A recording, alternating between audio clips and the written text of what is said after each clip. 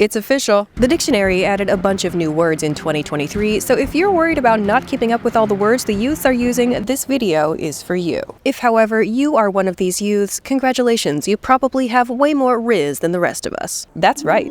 In 2023, Rizz was officially recognized as a noun and a verb in English. Yoinked from the middle of charisma, to have Rizz means to possess the charisma required to attract another person, especially romantically. In old person words, to have no Rizz means to have no game. The sudden boom in usage of Rizz is widely attributed to YouTube creator Kai Cenat, though the word was around for years before finally being made official. As a verb, to Rizz means to use one's charisma in order to attract another, such as when attempting to rizz up girls at the club. Fail at getting a date one too many times, though, and you might rage quit the club altogether. Yes, the phrase rage quit finally made it into the dictionary this year. Video game enthusiasts have long used the expression rage quit to describe reaching a level of frustration and anger so great during a game or other activity that one simply quits said activity.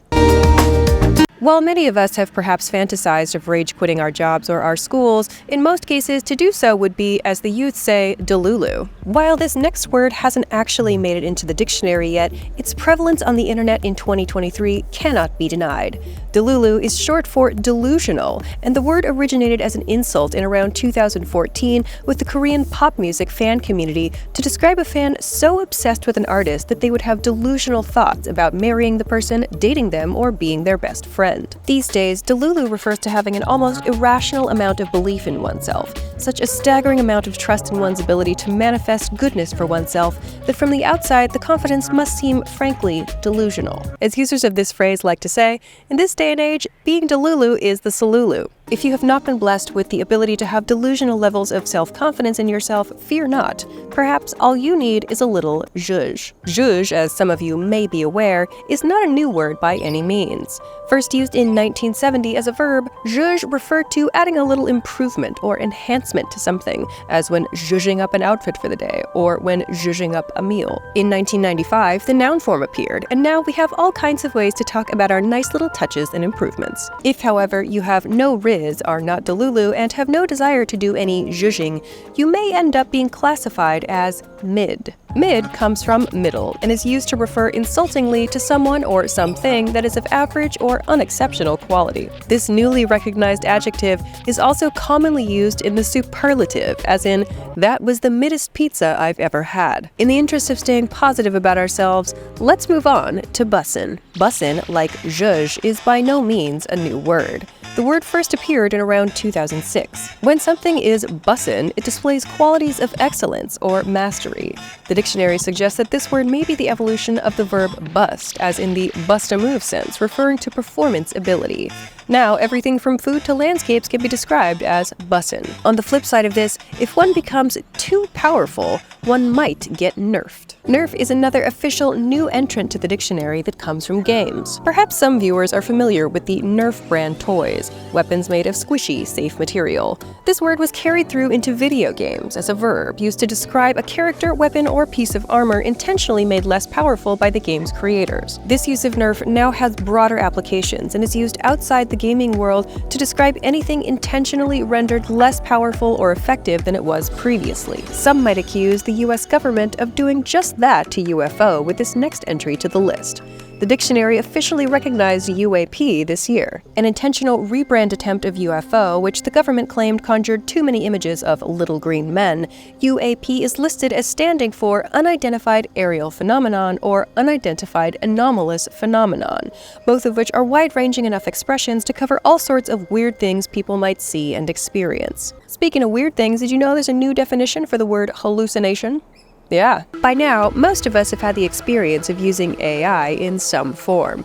But what some might not yet have realized is that the information these AI support programs often spit back to their users can sometimes be misleading or flat out wrong. The machine gives the information with such confidence that it may be difficult for the user to detect when such an occurrence is happening. In other words, your computer is Delulu. These AI mistakes are called hallucinations, things the computer believes are real, but in fact are not. Then, of course, there's the flip side of this, when a person intentionally makes something that is very convincing but absolutely not real. That's right, deepfake made it into the dictionary this year. A deepfake refers to a likeness of another person, usually a celebrity, politician, or other major public figure, that is AI generated.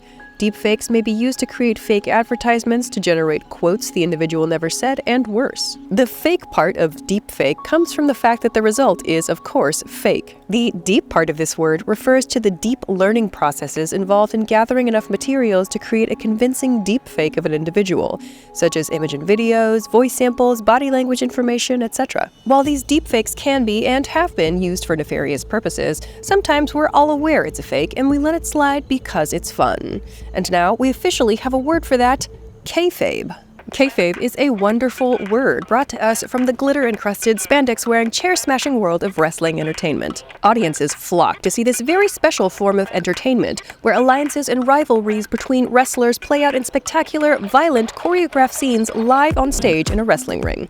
The only reason this whole thing works is because of kayfabe, an unspoken agreement between all parties that, yes, what you're seeing is fake, but for just a little while, suspend that disbelief and enjoy the show. Perhaps kayfabe is part of the reason the next word on this list has risen in such massive popularity over the last few years: NPC. NPC is another new entry that comes from the world of gaming. NPC can stand for non-player character or non-playable character. It's those characters you see wandering around town that only know how to comment on the weather or perhaps give you a mission. NPC can be used as an insult to describe someone else for lacking the ability to think critically or to form their own opinions. NPC can also be used to refer to a particular style of live streaming popularized on TikTok, where streamers pretend to be NPCs and react in predetermined ways to GIFs viewers send the streamers. Presumably, the kayfabe is strong in these situations. Both streamer and viewer are aware it's all fake, but the GIFs roll in anyway. I'm not gonna lie, I don't get it. But coincidentally, that expression, or rather the first letters of each word, is the next new entrant to the dictionary: NGL. NGL, or not gonna lie, has been around since close to the dawn of the internet, but it's now officially part of the English language. Not gonna lie was such a common expression it needed its own initialism, NGL, but I was surprised to see the next expression made it as an official dictionary entry in 2023, meme stock. Meme stocks are a bit more niche than many of the other entries on this list. They differ from regular stocks in that regular stocks presumably fluctuate in price according to variations in the marketplace, company performance, and so on. Meme stocks are stocks that may suddenly skyrocket for no apparent reason other than that a highly coordinated group of people on a social media platform like Reddit decided they were going to buy a ton of the stock and encourage others to do the same. This is often done as a sort of joke, hence the name, meme stock.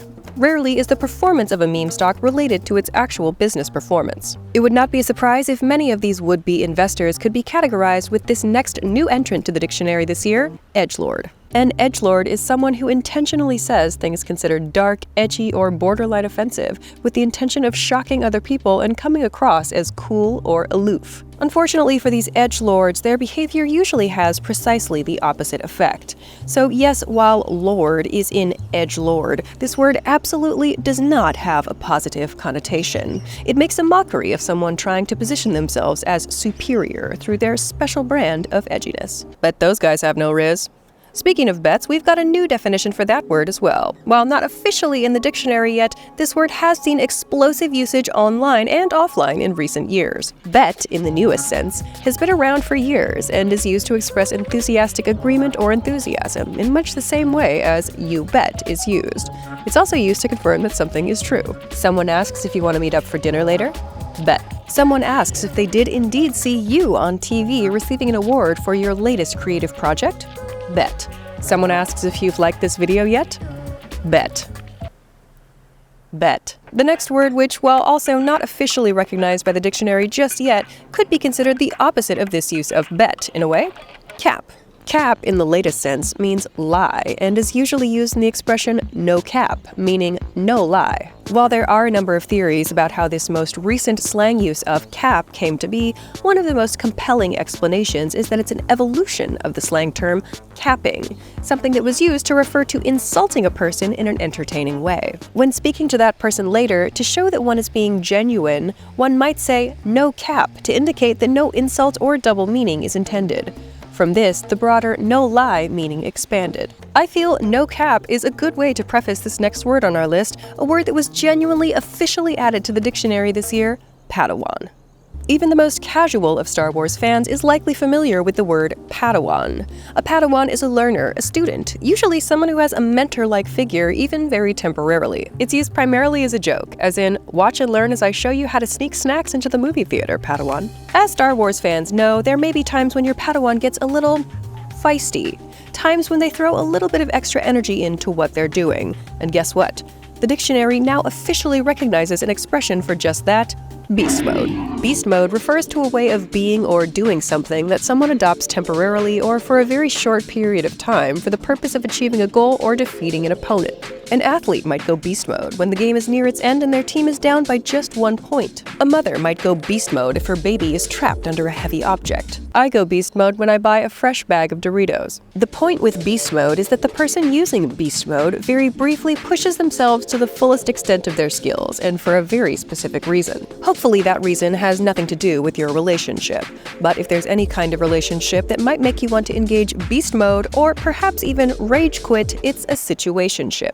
While situationship hasn't been recognized by the dictionary just yet, this word has caught on like wildfire in the last few years. A situationship is, at its essence, like a typical romantic relationship where the participants get together and do coupley things, but there are no titles such as boyfriend, girlfriend, or partner, and one or both or all of the participants in the relationship may be emotionally unavailable. A situationship tends to end in frustration and tears, as one person generally ends up wanting more than the other person can give. This naturally leads us to discussing the cutest way to describe a health crisis ever. Our next unofficial word on this list, Menty B. While like situationship, Menty B has not been officially recognized by the dictionary, this expression is representative of a number of expressions emerging from younger generations that cutify challenging or difficult experiences. Menty B refers to a mental breakdown. If you want to talk about a mental health crisis but make it sound cute, Menty B is for you. We're near the end of this list, so let's throw in an interesting technical term you might hear in the midst of all this image manipulation and AI-related talk,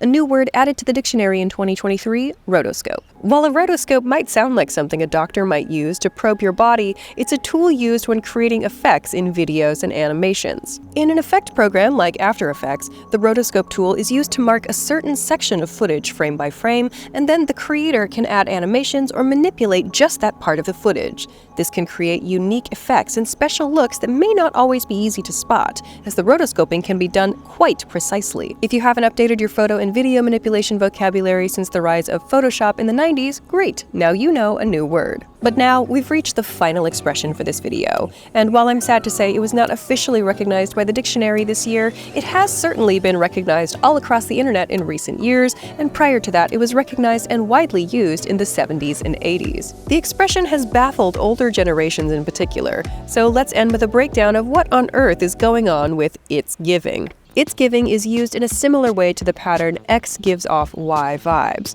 but X is understood from context and Y follows giving. So if I said about my favorite movie this year, "it's giving Academy Award," it would be like saying, I have the sense that this movie is going to win the Academy Award this year. Whatever follows giving is the vibe the speaker is getting from the situation.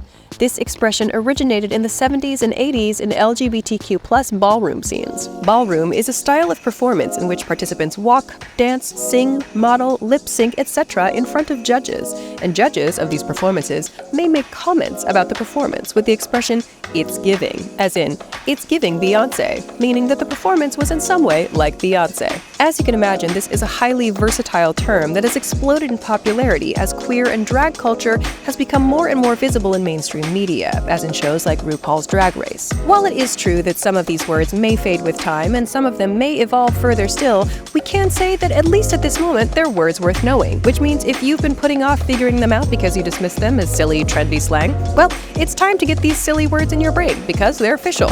Well, most of them anyway. It's giving outro. It's giving end of video. It's giving suggested videos. That one looks like it's Bussin.